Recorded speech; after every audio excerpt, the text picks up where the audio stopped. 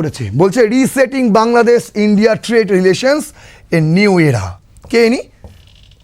ওম বিড়লা এবং তারেক রহমান। বাণিজ্যেও কিন্তু আবার নতুন গল্প হচ্ছে, না হয় উপায় কি? এই তো 25-26 ডিসেম্বরে শেষ হয়ে যাবে গঙ্গা জলবন্টন চুক্তি। তিস্তা জলবন্টন চুক্তি এখনো হলোই না, ওই কাগজেই পড়ে রয়েছে। এগুলো তো দরকার বাংলাদেশের। হাসিনা থাকলে খুব তাড়াতাড়ি হতো। তারেক রহমানও জানেন যে এইগুলো করতে গেলে আমাকে ভারতের সঙ্গে সম্পর্ক ভালো রাখতে হবে, পাশাপাশি হাসিনার সঙ্গেও আমাকে সম্পর্ক ভালো রাখতে হবে, আওয়ামী লীগের সঙ্গেও আমাকে সম্পর্ক ভালো রাখতে হবে।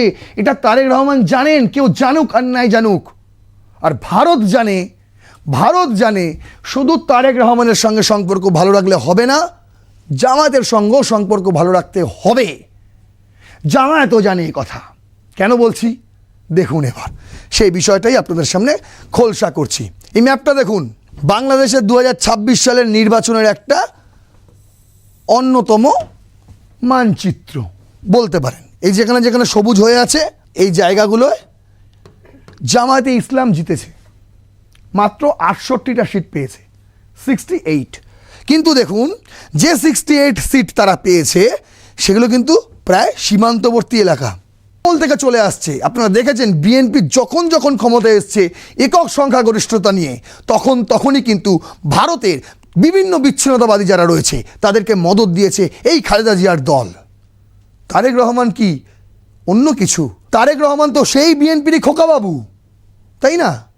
তাই এখানে অনেকটা সুবিধা হয়েছে যে সীমান্তবর্তী এলাকাগুলিতে বিএনপি কবজা করতে পারেনি, সেখানে কিন্তু জামায়াতে ইসলাম জিতেছে। এবং এটা আপনি ভাবছেন হতে পারে এটা কোনো আশঙ্কার বিষয়, কিন্তু গোয়েন্দারা ভাবছেন না। কেন? তার কারণ এইখানেই কিন্তু একটা দ্বন্দ্ব বিএনপি ভার্সেস জামাত হবে, আর সেটাতে ফায়দা লুটবে কে? ইন্ডিয়া। আপনারা ভাবছেন এই যে দেখেছি এখানে করেছে, এটা দেখুন, এই প্রথম 26 সালে এসে 68খানা সিট জিতেছে জামাতে ইসলাম। এর আগে পর্যন্ত জামাতের এতগুলো সিট কোনো ইলেকশনে ছিল না। 73 ইলেকশনে ছিল না, 86 ইলেকশনে মাত্র 10টা আসন জিতেছিল, 91 ইলেকশনে মাত্র 20টা আসন জিতেছিল, একের ইলেকশনে মাত্র 17টা আসন জিতেছিল, কিন্তু 85 টপকায়নি কোনো দিনও। কারণ এতদিন তো জামায়াত বিএনপির সঙ্গে জোট করে লড়তো, আজকে হঠাৎ করে তারা একটা ছিটকানো দল হয়ে গেছে, বিএনপি অন্য দল হয়ে গেছে। সেখান থেকে দাঁড়িয়ে 68টা আসন পাওয়া কিন্তু মুখের কথা নয়। আপনি বলবেন আওয়ামী লীগ লড়েনি সেই জন্য পেয়েছে, কিন্তু আমি বলবো আওয়ামী লীগের কোনো ভোট জামায়াতে ইসলাম পায়নি, এতটুকু গ্যারান্টি দিয়ে বলা যেতে পারে। বিশ্লেষকরা তেমনটাই বলছে। তাহলে বুঝতে পারছেন, আপনারা ভাবছেন ভারত তারেক রহমানের সঙ্গে যোগাযোগ রেখে চলবে। আমি বলছি শুধু তারেক নয়, শফিকুর রহমানের সঙ্গেও যোগাযোগ রেখে চলবে ভারত। তার কারণ এতেই থাকবে সম্পর্কের ব্যালেন্স।